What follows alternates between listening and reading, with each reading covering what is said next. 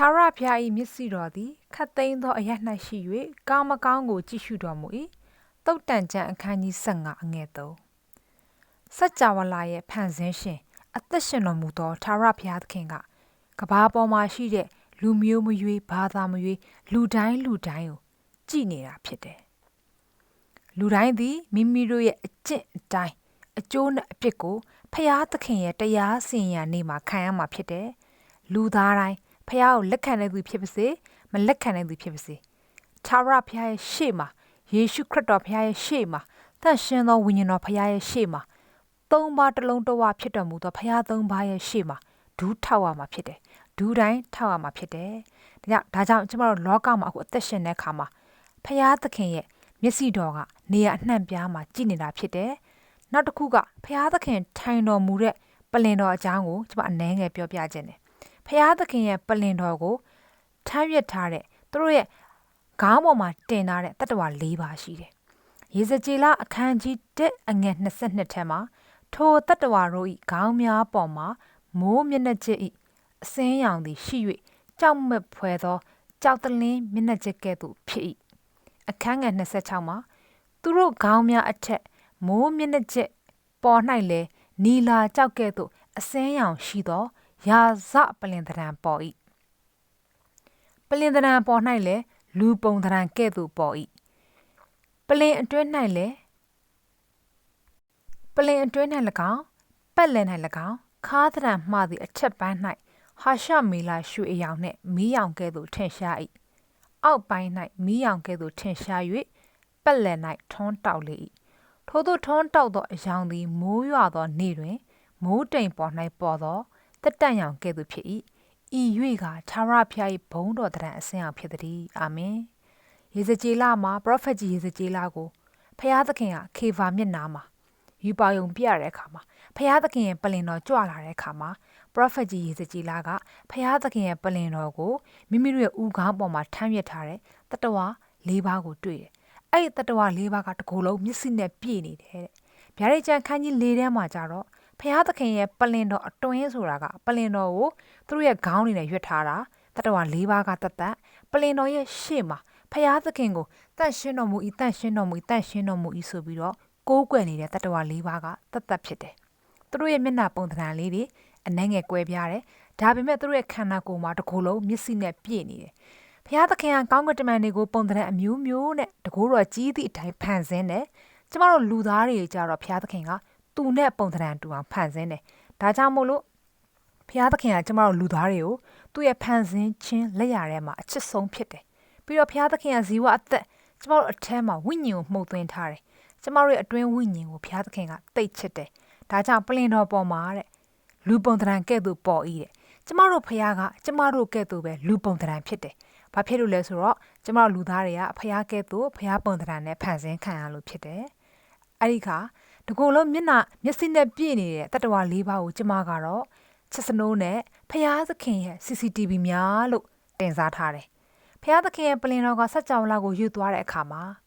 ဖျားသခင်ရဲ့မျက်လုံးတော်အားဖြင့်တကူတော်အားဖြင့်လူခတ်သေးရဲ့အတွင်းစိတ်နှလုံးထိုးထွင်းမြင်နိုင်သလိုဖျားသခင်ရဲ့ပလင်တော်အောက်မှာရှိတဲ့တတ္တဝါ၄ပါးရဲ့တကူလုံးမှာရှိတဲ့မျက်စိလေးတွေကလည်းယခုခက် CCTV တွေနဲ့တူတယ်ဒါကြောင့်ဖျားသခင်ရှေ့မှာဘယ်အရာမှဝှက်ထားတဲ့အရာမရှိဘူးတဲ့ဝှက်ထားသမျှဖုံးထားသမျှအကုန်ပေါ်မဲတဲ့လူရှေ့မှာဘလောက်ပဲဟန်ဆောင်ကောင်းနေပါစေဖျားသခင်အကုန်မြင်တယ်ဒါကြောင့်ကျမတို့လူကိုကြောက်ဖို့မလိုဘူးလူရှေ့မှာလှုပ်ပြဖို့မလိုဘူးဖျားသခင်ရှေ့မှာဖြောင့်မတ်ဖို့တအရေးကြီးတယ်ဖြောင့်မတ်တဲ့သူတန့်ရှင်းခြင်းပရမီထမှာအသက်ရှင်တဲ့သူယေရှုခရစ်၌တည်တော်သူသားလျင်သာရသက်ကိုရမှာဖြစ်တယ်နှုတ်ခမ်းများလေးနဲ့ဖျားကိုယုံနေဆိုပြီးတော့မှမာနအကြိုက်ဒုစရိုက်ထဲမှာကျင်လည်နေတဲ့သူပါဖျားသခင်ကိုချစ်တာမဟုတ်ဘူးတဲ့မူသားသုံးတာတဲ့ဒါကြောင့်ကျမတို့အသက်တာအသီးသီးမှာငါ့ကိုဖျားသခင်မျက်စိတော်နဲ့ကြည့်နေပါလား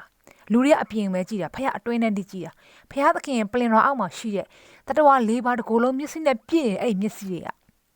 ဖျားသခင်ရဲ့ CCTV ကဲ့သို့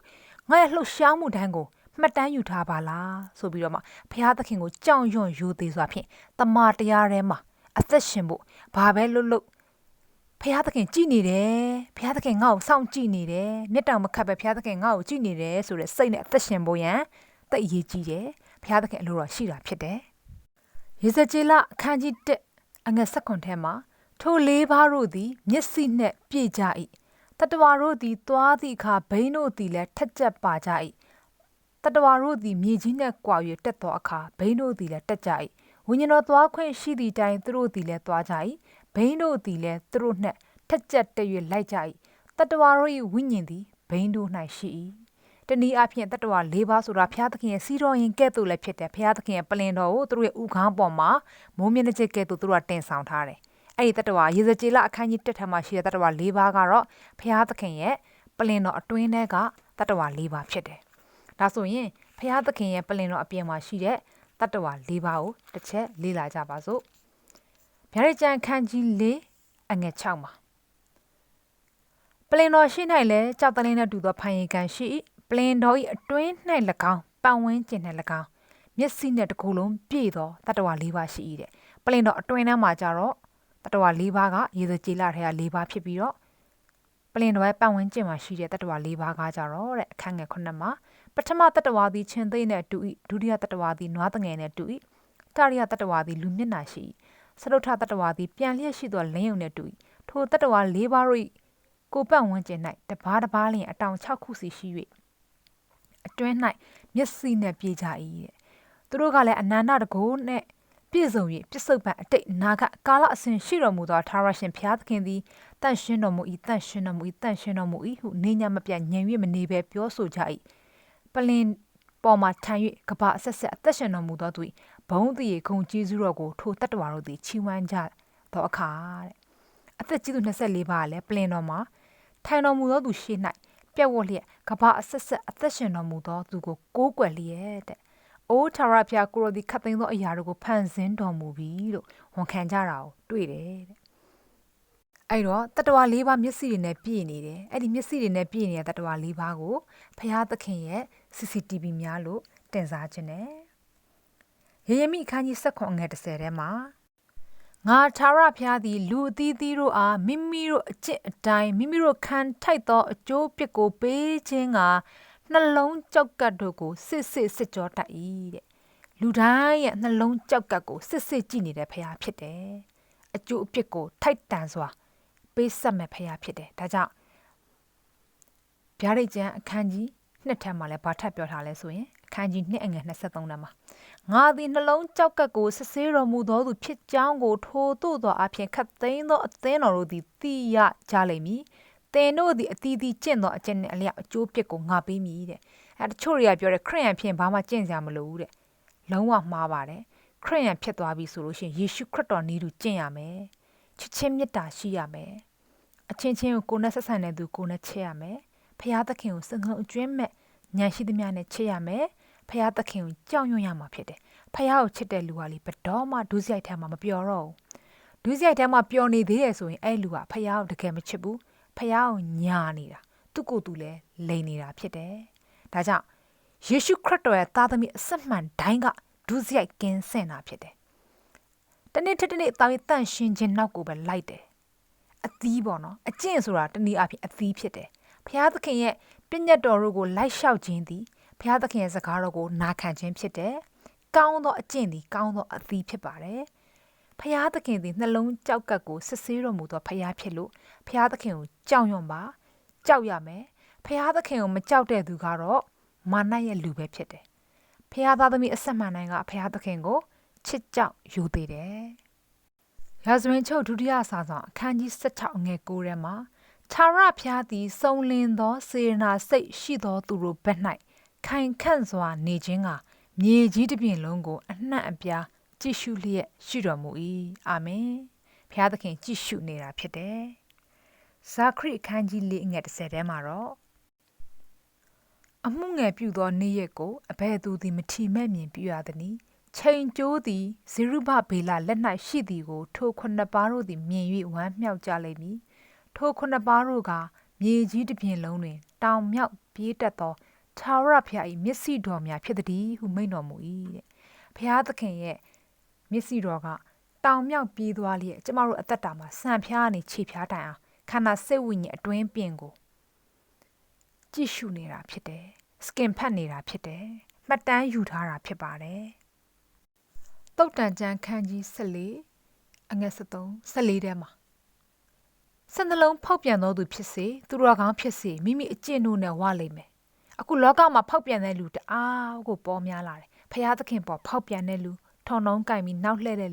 လူချင်းပေါ်မှာဖောက်ပြန်တဲ့သူတွေစံနှလုံးကောက်ကျက်တဲ့သူတွေပေါ့ရှိသလိုသူတော်ကောင်းတွေလည်းရှိတယ်သူတော်ကောင်းဆိုတာဖျားသခင်အနှုတ်ကပတ်တော်တမန်တရားအတိုင်းဖျားချစ်ချင်းမြတ်တာအသက်ရှင်တဲ့သူတွေအဲ့လိုလူတိုင်းဒီမိမိတို့အကျင့်နဲ့ဝမယ်တဲ့ကိုစိုက်တဲ့အတိုင်းကိုရိပ်ရမှာဖြစ်တယ်ဒါကြောင့်အကျင့်စာရိတ္တကောင်းအောင်နေပါနှလုံးသားကောင်းထားပါစိတ်ထားကောင်းပါဖြူစင်ဖြောက်မှတ်ပါမိမိရဲ့နှလုံးသားထဲမှာယေရှုခရစ်တော်ရဲ့နှလုံးသားနဲ့အစားထိုးအသက်ရှင်ပါလူတိုင်းသည်မိမိတို့ရဲ့စိတ်နှလုံးအကျင့်နဲ့ဝလိမ့်မယ်ဖျားသခင်ကဖြောက်မှတ်စွာဆက်ပေးမဲ့ဖျားတကက်စัจ java လာရဲ့တရားသူကြီးတရားတော်တရားမင်းဖြစ်ပါတယ်ဗျာဒိတ်ကျမ်း22အငယ်17တန်းမှာတော့မတရားသောသူသည်မတရားသဖြင့်ပြုစေအောင်ညဉ့်ညူးသောသူသည်ညဉ့်ညူးစေအောင်ဖြောက်မှတ်သောသူသည်ဖြောက်မှတ်စေအောင်တန့်ရှင်းသောသူသည်တန့်ရှင်းစေအောင်ငါသည်လင်းမြန်လာမည်ငါသည်အကျိုးပြစ်ကိုဆောင်ခဲ့သည်ဖြစ်၍လူအသီးသီးတို့အားမိမိတို့အကျင့်အတိုင်းဆက်ပေးမည်အာမင်ဖခင်သခင်ကလူအသီးသီးတို့မိမိတို့အကျင့်နဲ့ဆက်ပေးမှာနော်ဖခင်သခင်မတရားတာမလုပ်ဘူးဖခင်သခင်တရားတယ်အချိန်တန်းမှလှပစွာအလုပ်လုပ်မဲ့ဖခင်သခင်ဖြစ်ပါတယ်ဒါကြောင့်မို့လို့ဖခင်သခင်ရဲ့မျက်စိတော်သည်ခတ်သိမ်းသောအရက်မှာရှိတယ်ဖခင်သခင်ကကျမတို့ဒီစัจ java လိုင်းမှာသူရဲ့ CCTV တွေနဲ့စောင့်ကြည့်နေတာဖြစ်တယ်ဒါကြောင့်မို့လို့ဖြောင့်မတ်ခြင်းတမန်တရားလမ်းထဲမှာခရစ်တော်နဲ့အတူတန်ရှင်းသောဝိညာဉ်တော်ဖခင်ရဲ့အုပ်စိုးမှုနဲ့အသက်ရှင်ကြဖို့ရန်တိုက်တွန်းနှိုးဆော်ခွန်အားပေးပါစေ God bless you all thank you